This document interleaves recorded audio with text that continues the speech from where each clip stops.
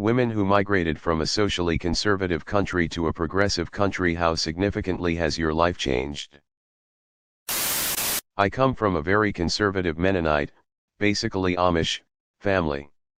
Luckily for me, my parents left the faith when I was born. My mother tells stories of being jealous of the girls at school who could have white socks because her family was extra conservative, so she could only wear black. Imagine being excited about white socks.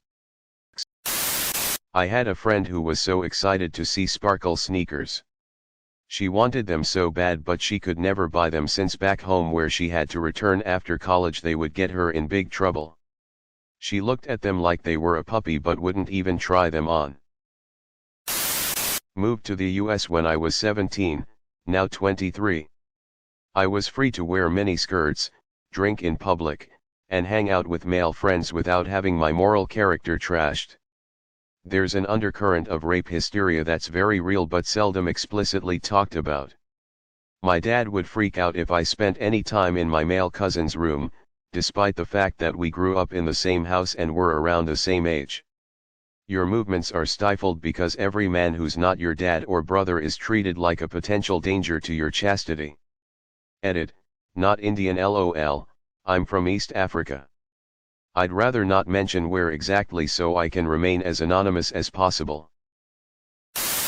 My partner, as do I, come from very Orthodox Jewish backgrounds. Her dad, a rabbi, is the head of a yeshiva, Institute for Jewish Studies, basically very conservative.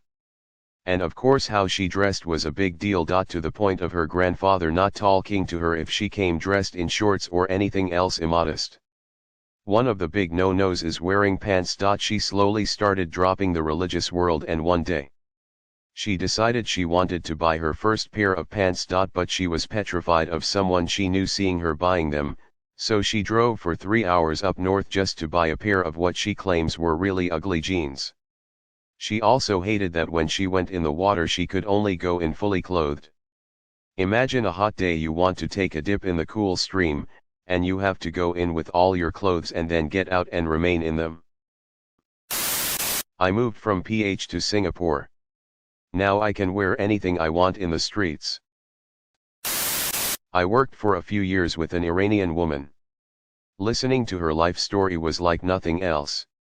Her life went from being consumed by the control of her father, his firm reins on her virginity, including annual checkups by a doctor, to moving to Paris to study medicine and ultimately working in a hospital in the US, where she finally settled down and had a daughter of her own. She'd come to me with all kinds of questions of what is normal for an American teen, how to explain things, and if it was okay for her daughter to use tampons. I can't even imagine how grossly different her daughter's life is from her own. She said that's what broke her, imagining ever having a daughter born into the same world she was. It made her realize she had to leave, she couldn't perpetuate that culture onto her children. I've met few people ever to be as strong and fight as hard for her freedom. The States are messed up in a lot of ways, but I never realized how bad it really can be for women elsewhere. According to my mom, it's the little things. After a couple of years in Canada, my mom started wearing skirts. Nothing too revealing, maybe knee length or lower, and she loved it. She had her first sip of alcohol when she was 31, loved the feeling of being tipsy after one beer. On the more serious side, she got to fully express herself to my dad, after 20 years of marriage.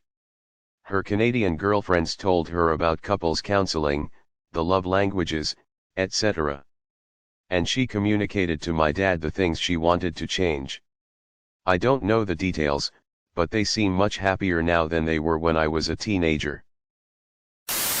For the first time I wore something above my knees and felt the air.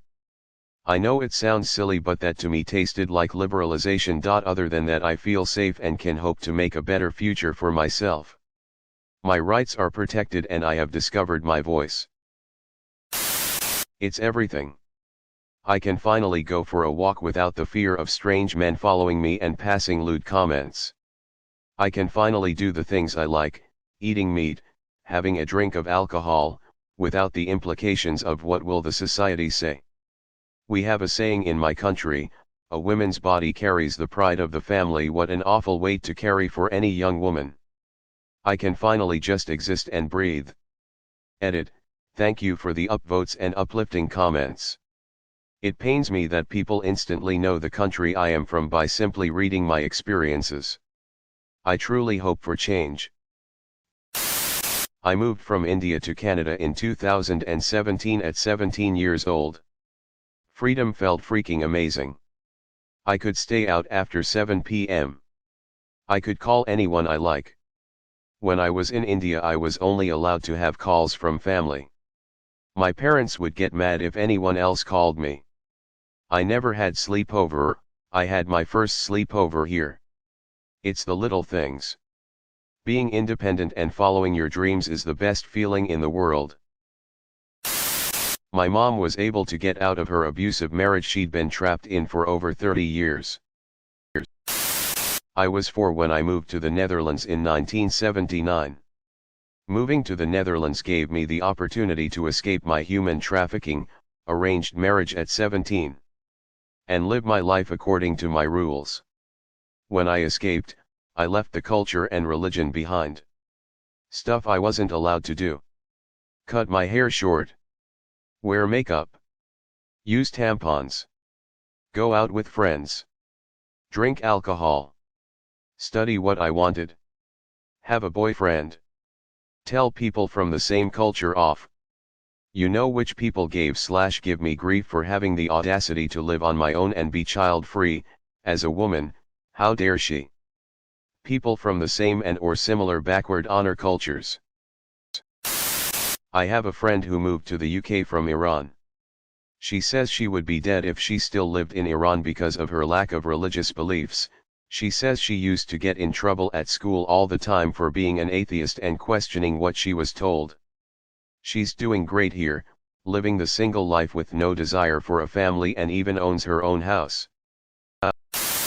Marjane Satrapi tells in her comic format book Persepolis an amazing story that sheds light on how life can be for Iranian women.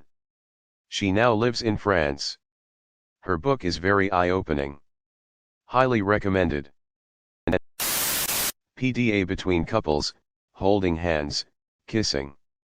Seeing gay couples holding hands just made me feel happy to see people getting to be open and in love.